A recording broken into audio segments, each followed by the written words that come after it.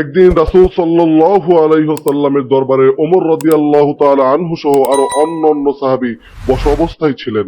এমন সময় হঠাৎ করে একজন লোক রাসূল সাল্লাল্লাহু আলাইহি ওয়াসাল্লামের দরবারে আসলো। তার পরনে পোশাক ছিল দবদবে সাদা আর মাথার চুল ছিল কুচকুচে কালো। আর সে যে অনেক দূর থেকে এসেছে তাকে দেখে এটা বোঝা যাচ্ছিল না। আর সাহাবীদের মধ্যে কোনো সাহাবী তাকে চিনতে পারেনি।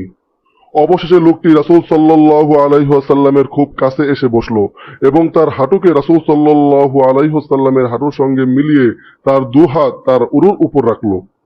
অতঃপর লোকটি বলতে লাগলো, হে মুহাম্মদ, আমাকে ইসলাম সম্পর্কে বলুন, অর্থাৎ ইসলাম কাকে বলে।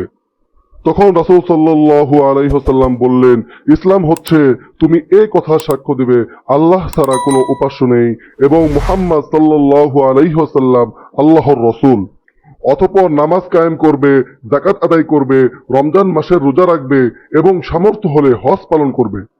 রাসূল সাল্লাল্লাহু আলাইহি ওয়াসাল্লামের এ জবাব শুনে লোকটি বলে উঠল, আপনি সত্যই বলেছেন।